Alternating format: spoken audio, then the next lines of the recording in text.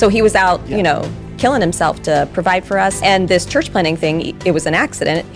And I'm sure he was struggling to find his identity as a church planter at that point. He was, busting his butt to get out there and do everything he could for his family, but it left us kind of alone. Welcome. You're listening to The Glass House, hosted by Lifeway. We're Ben and Lindley Mendrell, and we have conversations with leaders who have experienced the stress of ministry and have sensed a spotlight on their personal lives. We want to encourage ministry families and provide a glimpse inside their glass house. And before we start this episode, I want to invite you to participate in the conversation. If you have feedback to offer, a general question for Lindley or me, or if there's a topic you'd like for us to tackle in the future, email us at president@lifeway.com. We read every one of those emails. Hey everyone, welcome to this episode of The Glass House, and we're excited today to be talking about boundaries in ministry.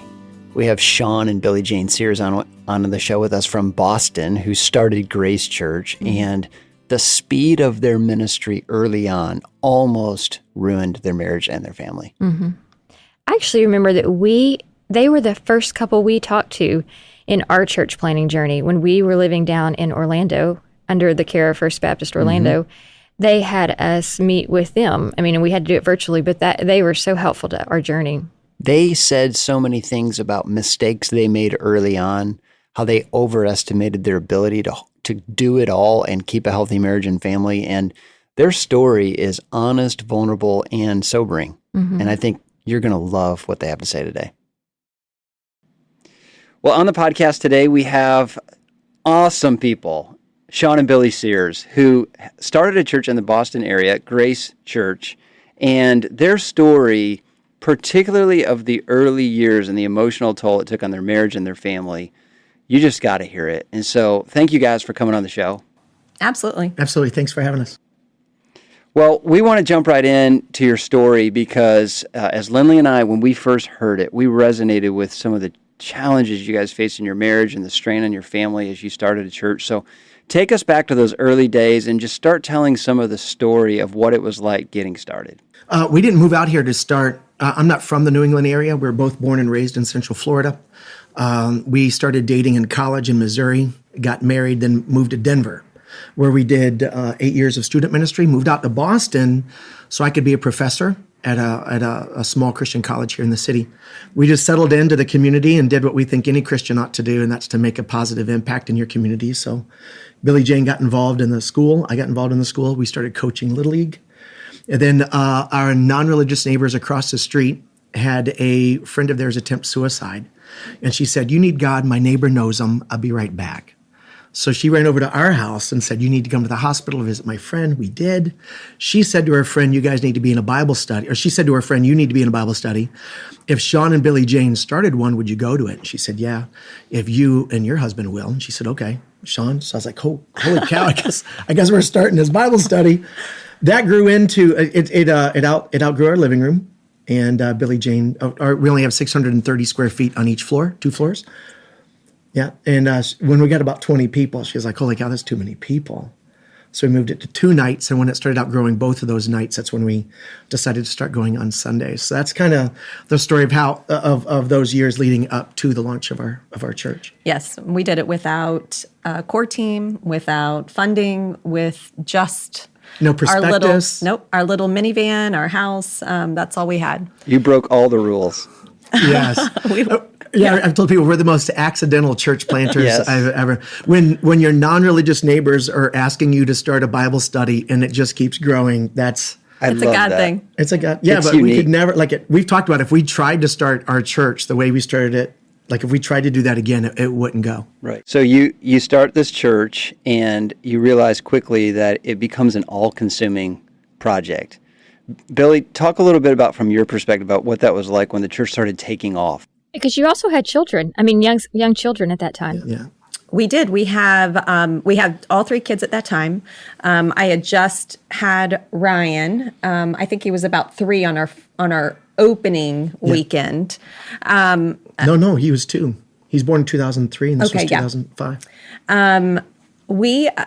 I think what also plays in the mix is that Sean was still working for the college that brought us out here. That working relationship was not healthy. He was working for his regular hours at the college and then coming home and doing church work as well. Yeah. And our kids, although he was also coaching our kids and being in the community as much as possible, I just, at times, a lot of times, felt like I was a single mom raising our 3 kids and taking care of everything at home. And so it was a struggle. I felt like he was cheating on me with the church. And because I was traveling on the weekends trying to raise funding for the church. Yes, for us to be able to live. It was a really difficult time. And then he lost his job at the college. Looking back, and we've talked about it himself. How do you say that again? Yeah, we find our identity in our success in his vocation. Yeah. And the curse, right? Like you'll work by the sweat of your brow in the field, and her desire should be toward the husband. So I find my identity in my vocational success, and she finds, and how he provides for us. So he was out, killing himself to provide for us, to find his identity again because it was stripped away. And this church planting thing, it was an accident. And I'm sure he was struggling to find his identity as a church planter at that point. So he was, busting his butt to get out there and do everything he could for his family. But it left us kind of alone. On the sidelines. Yeah. And it was a really dark time. We did have a few town friends. We did not have any Christian friends. And we felt very lonely, very isolated. One of the interesting parts of your story, Sean, is that you're one of the most passionate evangelists I know. And you shared this with me. In your mind, you were out trying to save souls. You were out trying to expand the kingdom. You didn't have time to think about all the stuff that Billie was asking you to do.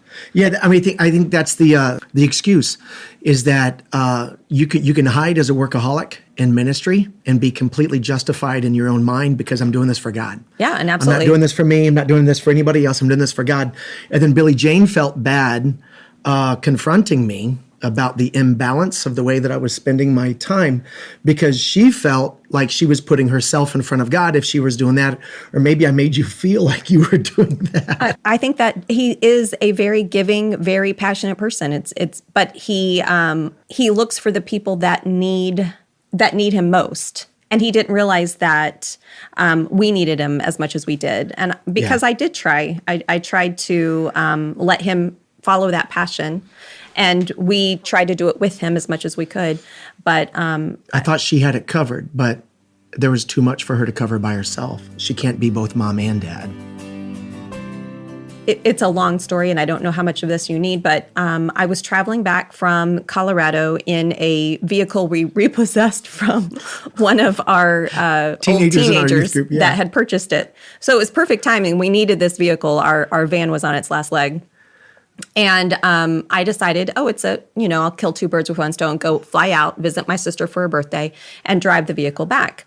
But maybe 2 months leading up to that, I kept talking to Sean about, hey, you need to figure out what I need tag-wise to get this vehicle across country. Because this vehicle is for all of us. It's not just for me. This isn't self-serving. I need to know if I'm going to be okay driving this back. And I didn't prioritize that because there were so many other things that we were doing to get the church going. Correct. If I can hop in. Absolutely. So at this point, you mentioned that our church had taken off, but it actually took 4 years to get to our first 100 people. So during that time, people were looking at our church going, well, what's wrong with you guys? You guys have been going for 3 years and you only have 80 people, 70 people. So here we're at year 4. There's only 100 people. My wife and I are the only people tithing. We're the only ones giving. There's no resources. Churches are starting to cut us off now for support because now that we're 100, half of the churches that were supporting us were the same size. And so they're going, well, you're the same size as us. Why are we giving you money? So we're losing support. I can't figure out how to get the church beyond 100 people. People are telling me I'm not doing not doing a good enough job as a pastor. Call this guy. He started the same time you did. His church is already 300. Now, no one's saying that I stink at this, but everybody is saying you're failing. And then Billie Jane wants me to go make a bunch of phone calls and do internet research for a stupid temporary tag on a Durango. I'm like, I don't, that is not the most important thing here to me at the time. It wasn't about me prioritizing the Durango. Mm-mm. It was about the priority that she had in my heart. And truthfully, the Durango was just, it was proof that right now she wasn't the most important thing to me. Me feeling better about myself, me being a successful church planner, me getting this church off the ground, me finding a way to provide for our family as all these other church, like these kind of things. And then me being able to justify the lack of priority she had in my heart by being able to say, but I'm serving God. I'm serving God. I'm serving God. I'm serving God. And it gave me an excuse to de-emphasize her value in my life. So Billie, tell us what happened with that Durango. So he consulted the teenager that we repossessed the truck from on the topic, and the teenager said, oh, you can just drive it across country, it'll be fine. And I drove it across country, and I got pulled over a few times. I was like, there's no way in the world anybody's going to. So she wrote in the window, temporary, like, I don't remember what it was, but it was like a piece of paper that she put in the back window. And I was like, that'll be good enough. I got pulled over 3 times, but I never got a ticket, and I don't know what happened. I know what happened. But you smiled and cried. Probably. I made it as far as Delaware, where his parents lived, and I knew crossing George Washington Bridge with the tolls and all of the police activity there that it would be really, I would definitely get pulled over again. And I called him and I said, I'm not coming home. You're going to have to come and get me. If you want me to come home, come and get me, and you're going to have to figure out this Durango thing. I remember it a little bit different. Okay, you go. You called and said, I'm not coming home. I'm not coming home. Yeah. And you were turning up the heat underneath that burner. I think intentionally and wisely, maybe not the right, doesn't matter. The fault was on mine because of the way I had made you feel for months leading up to that. Yeah. And then she wanted me to feel that, how hurt she was. And I think that was definitely a God thing. I don't think that, looking back, I wasn't thinking, ooh, if I do this, then he'll recognize that I need his attention. It was definitely a God thing. But anyways, he came and got me. And we came home and we had a long conversation. But it didn't end there. It was an ongoing thing. It was, we need to learn how to make this work. We need to fight for this. And at that point, I was ready to give up the fight. I'm like, I've just been working too much, too long. But I credit Sean for us still being together because he fought for our marriage. He learned how I process things, and he figured out how he could make things work accordingly. Does that make sense? Yeah, it was your love language. Because for me, I'm a words of affirmation guy. So as long as I say I love you or say I'm sorry, that should be good enough. Because that's all I've ever wanted from her, is just to say, I love you, you're a great husband, you're a really great guy, and I really like you, and you're awesome. Like, that's all I need, man. That fills up my tank. And she's an act of service. So I'm saying, I love you. Like, you're the number one thing in my life. But there was no acts of, there was nothing I was doing that was consistent with the words that I was saying. And so the words that I was saying stopped meaning anything. And she didn't want to hear me say again, I love you or I'm sorry. I'm sick of your I love yous and I'm sick of your I'm sorries. You need to stink and do something to help me. The Dodge Durango story is one of my favorite stories we've heard on the Glass House because it's so relatable. Every ministry family understands these little things that get left off the to-do list that communicate big messages. You're not important to me. These things you're asking me to do are stupid. I've got bigger fish to fry. Why are you weighing me down? I'm trying to grow the church. All these messages can really throw toxic fluid right into the marriage. And I think Billie did a good job of expressing her frustration that one day she just put her foot down. Well, I think the thing that we appreciated what she was saying is that she felt guilty, and whether that's the right term or not is to be determined. But she felt guilty asking him to do these things because she knew how busy he was. She knew the pressure he was carrying. And so she continued to carry this pressure on her own, but really she needed him to do that for her. And so she was caught in between, a rock and a hard place of, well, do I do it myself and become resentful, or do I ask him to do it when he's already really, really pressurized? It was a wake-up call moment for them. It was almost like God stationed those police officers so that she would get pulled over multiple times, so that Sean would have to recognize that his failure to follow through on a little detail was now costing his wife a massive amount of emotional energy. And I felt really convicted in that story because I am chief of sinners in this regard. Those little things are big things in marriage. And when you're running a church, you minimize them. When she called him and said, "I'm not coming home," I mean, he said he fell to the ground and just wept, and then called his dad and said, "I think Billie Jane is not coming home." And it was a really impactful story, how hard it hit him just all of a sudden in that moment. And not only did it hit him hard, but he now proactively initiated conversations about boundaries. Okay, this isn't going to work. This is not sustainable. So what are the new rules of engagement? And I think that's a great takeaway from this episode is if you're feeling that is happening in your own marriage, it's time to sit down and renegotiate. What does the future look like? Let me ask a question right here, because we hear this a lot. We've experienced this in our marriage, but there's always somebody that's an enabler in dysfunction. And Billie, it sounds like, as you confess, like you were enabling Sean's behavior, and then the Durango just put you over the edge. Absolutely. Like, no more. What caused you to finally get to the point where you said, because I think some of our listeners are probably there, like, I'm not doing this anymore? I don't know if I was intentional about it. It seemed, looking back, it looks like it was all an accident, or I don't know. I think I was just exhausted.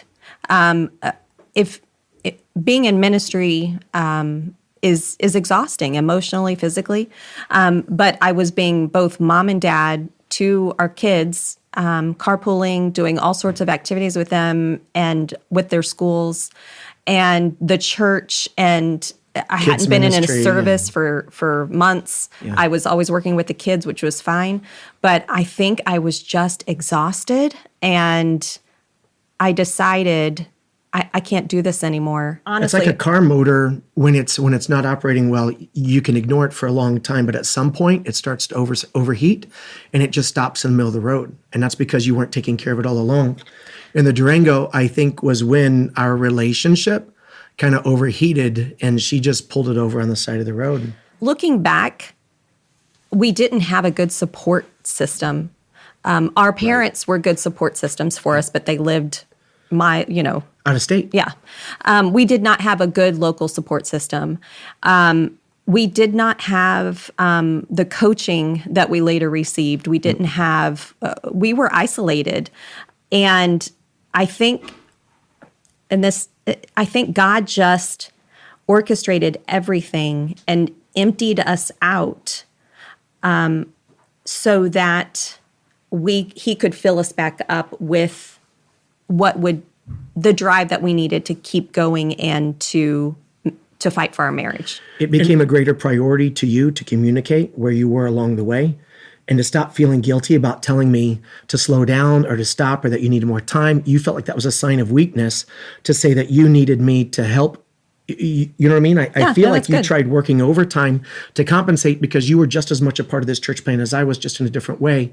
And you stopped feeling guilty for needing your husband to be the stinking husband. Yeah. And I think we do need to dig in and to get dirt under our fingernails. We all have to do that personally. Yeah. But if we had a support system, that would have gone a long way. Yeah, and we were both raised in a Christian tradition that devalued the role of counseling. And to seek counseling was a sign of weakness. And I'm a pastor, I don't go to counseling. And it was at that time that we went, there's a large church somewhere in Texas, I think it's in the Houston area, that used to provide free counseling for pastors. And I would say that was a huge value added to us. It helped us learn how to communicate our dashboard before the car overheated. What about the pastor's wife's potential and capacity? Where is that in the equation? What I was nervous about going in was that I was going to be expected to be that pastor's wife that was always there, meeting everyone's needs at all of the services, looking, prim and proper, and being an outgoing person, like having everyone over in my home. I'm not that kind of person. I'm an introvert, and I didn't understand how God was going to use me in this position. So Sean and I had some talks, and I told him that. I said, I'm not going to be that pastor's wife that speaks and that organizes all these things. And I can't do that because it will empty my gas tank so quickly. I will not have enough left over for my kids, from my family. And so we figured out, he was like, just come and be a part of the church family. So that's what I started doing. And I found my niche. I found that I loved hanging out with the kids, and I loved working with the kids. So that was my niche, and it worked out really well because I was able to do it with my kids. Early on, we figured out that we're not planting this church apart from our kids. We're planting this church with our family. Our whole family is planting this church. So we did things together as a family with our church. Anytime there was an activity, it was something we did together, all of us.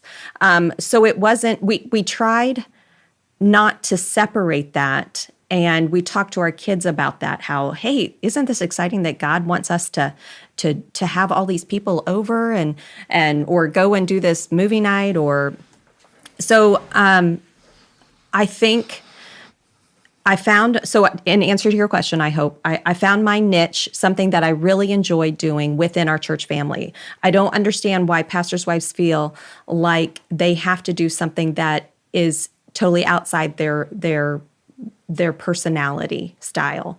And maybe they don't feel that way, but I always felt that way. So I found my niche. My husband was supportive in that. And then I found, then I set up boundaries too. So we did things together as a family for our church plant to the extent that we were able. When I was at my limit, when the kids were at their limit, we would take a step back, which was a blessing for me because I'm an introvert. I like being at home in my safe space. I don't know how other women would do that if with their different personality styles, but I think that's what helped me enjoy ministry, and our kids also. Our kids, by the grace of God, are following him and have a personal relationship with him and are still active in their local churches. And what a blessing that is. And I hope that we were, the way that we did ministry together as a family helped them do that. Can I share a couple of those boundaries that she? Yeah. Yes. Great. One of those is that our house wasn't going to be the second location for the church. So we had one Bible study, or like a life group at our house every week, but our house wasn't going to be the church building. So even before we had a church building, if I needed to meet up with people, I would meet them at Panera Bread, is what I did. And the other thing was that she wasn't going to be, this is just the way our marriage is. I know a lot of couples, they both have a spiritual gift of pastoring, shepherding, but Billie Jane did not have that desire. And so I said, if this is us, God's calling, then it's you he's calling also, and it has to fit with who he created you to be. So she didn't go to everything. So if we had a church event and she didn't want to go to it, that was okay. I just said, the only thing I would ever ask of you is to do what anybody else who's going to be a member of our church. Be faithful and find some place to serve. And she did. And I didn't expect her to be a free staff person. She didn't have the bandwidth for that. And so I needed to be okay not treating her like an extra staff person. I think those were a couple of boundaries that we set up. No, that's good. Yeah. So if you were too tired for something, you weren't going to go because you needed to be healthy. Now, she always made church. I mean, she was always at church. Don't get me wrong. She never skipped that. But if we were doing an outreach event and she didn't have the bandwidth for it, it was okay for her to not be there. I thought it was interesting that Sean and Billie had to get to a place of an understanding of how many events in their home was enough. Similar to having these unspoken ideas of what a pastor's wife is, one of those is hospitality. And so for us, we love having people in our home. I know we interviewed the Reeds, and they talked about their houses, or, their door is a revolving door. People are always in and out. But I think it needs to be okay when the wife says, this is not my strong suit. I don't love to be hospitable. It does stress me out, or things like that. That needs to be okay too. I think couples have to communicate early on about how frequent that revolving door operates, because you're right. I'm different than you, and together we come together and say, okay, what is sustainable for us? And I think a lot of that is just trial and error and learning what fits, because couples, I think, compare themselves to other couples and think we should be more like them. We should have people over more, but you really have to make it your own and do it the way it feels healthy for you and your family. But in the spirit of putting down boundaries, like this episode is talking about, I think it needs to be just boundaries within your own couple. Like, don't compare to what anyone else does, because it's just not the same.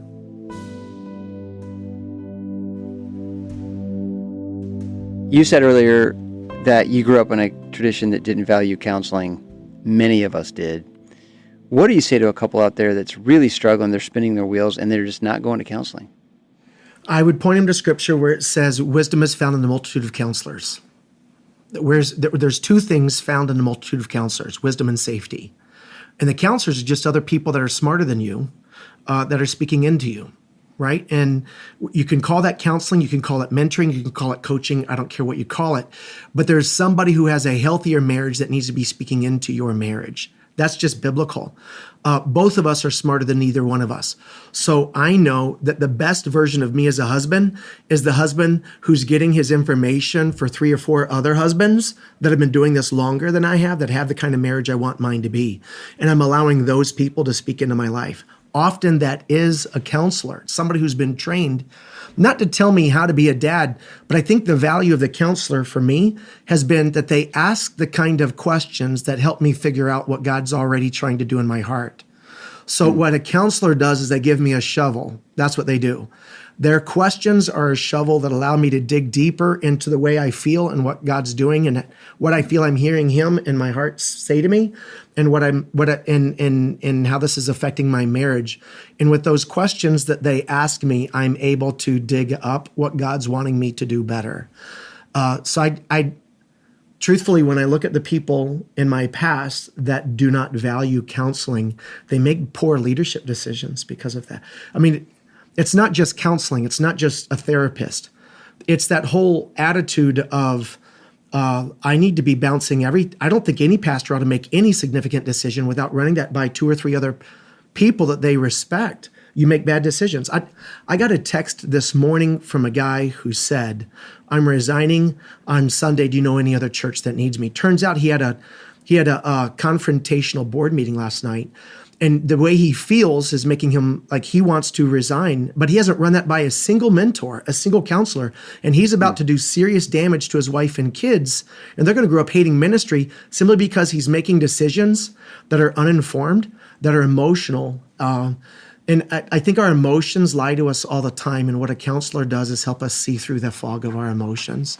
And we can make better decisions. So another thing I would tell a prospective church planter, or if they're just getting started, is to be honest or authentic with everyone, but transparent with a few. So you have your, growing up in ministry, you did see pastors and their families who were set on a pedestal, and nobody can live up to all of those expectations. It's daunting. It's not even what God called us to do. If we were perfect, we would be in heaven. We wouldn't still be here. So I think knowing that you're allowed to be honest with everyone, you're allowed to be your authentic person. This is the person that God created me to be, and this is the ministry He's placed me in. So I can be me here, and then be transparent with the few that you trust, the few that are going to give you their honest opinion about the decisions that you need to make or what's going on in your life.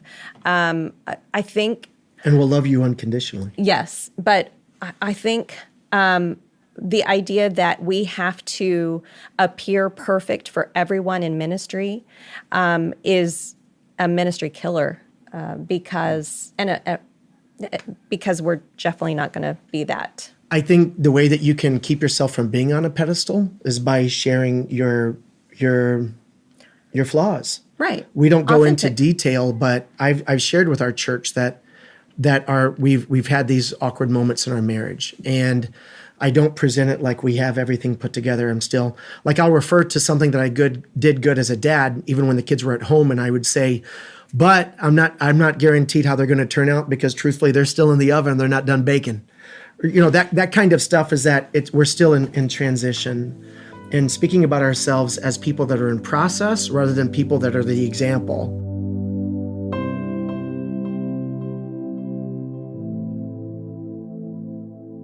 One thing that Sean said was that he had to learn with boundaries to be honest with everyone, but transparent with a few. And that reminded us so much of the episode with Adam Mason on guilt, of just talking about being a safe people picker, and how, you definitely need to be authentic, but you have to watch who you say what to. And I think even for me personally, that has been a journey that I was just telling Ben that I've been on, in that I've always prided myself on being authentic.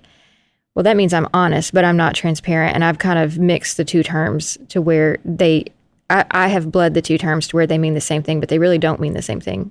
Stage performing Christians, which are pastors, platform leaders, they're always in great danger when they're saying that people need certain things, but they're not applying it themselves.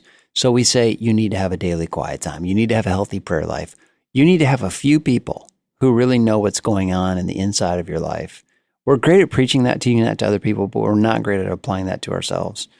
I think what Sean was really saying there is we can no longer pretend that it's okay, that nobody knows what's really going on inside of me. And so he came to that point where he began to realize he needed more help and support. He needed an emotional support system. Mm-hmm.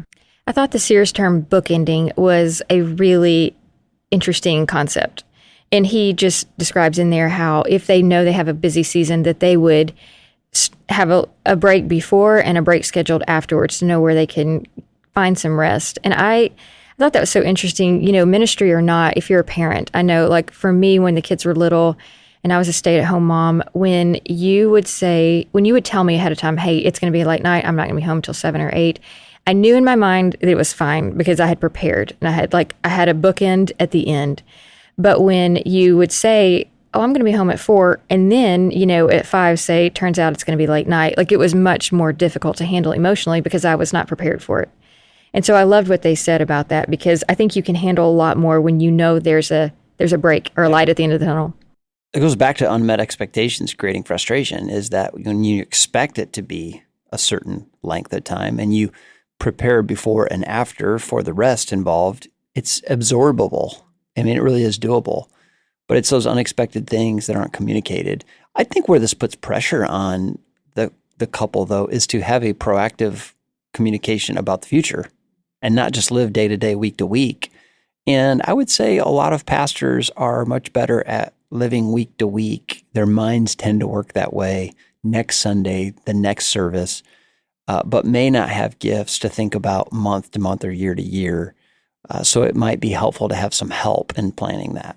Well, I think just to look at an overall year, I mean, there are obvious busy times, Easter, VBS, Christmas. I mean, and so if you as a family or a couple can say, not the week after, not the Sunday after VBS, because that's always, a busy time, but the next weekend, if we could take off or whatever, then that helps you get through some of those busier seasons.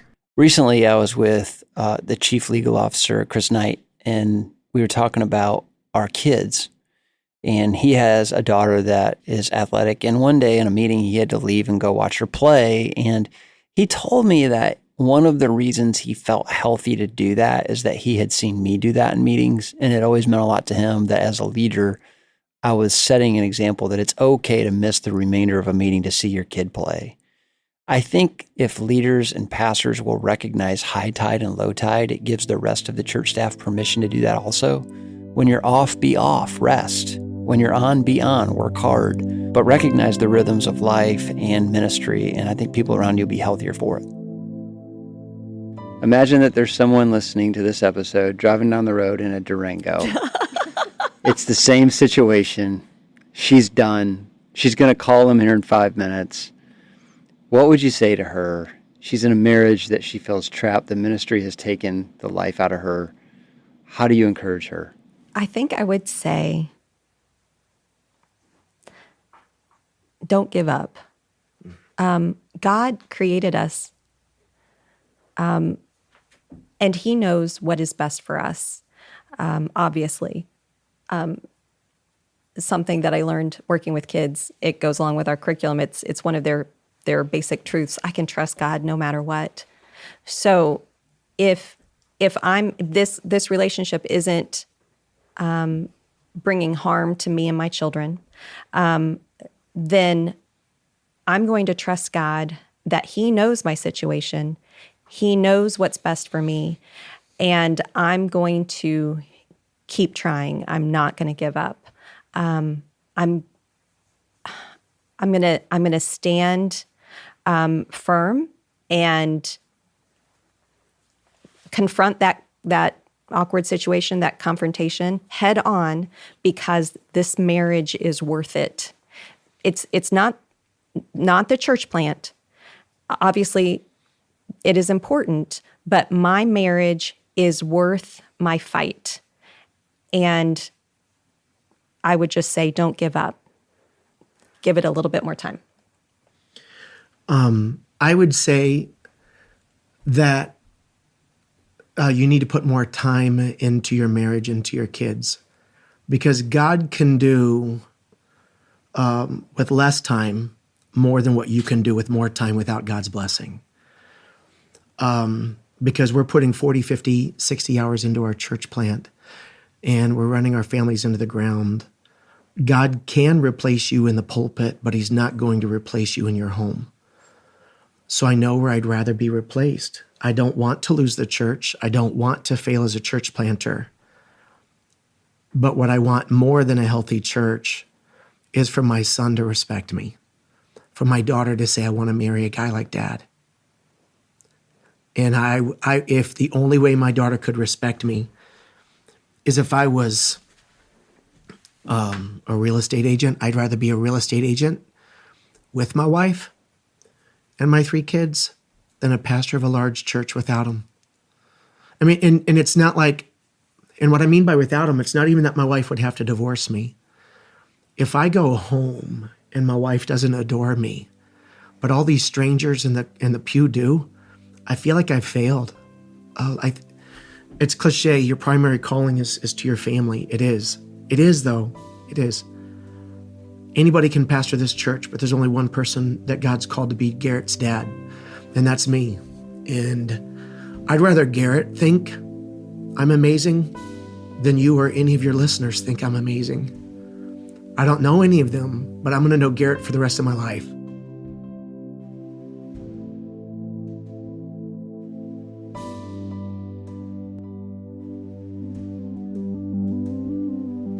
Thank you for listening to this episode of The Glass House. We would love to include you in the conversation. If something stuck out to you in today's episode, let us hear from you, or a topic you'd love to see us tackle in the future, or just any question you want to fire at Lindley and me.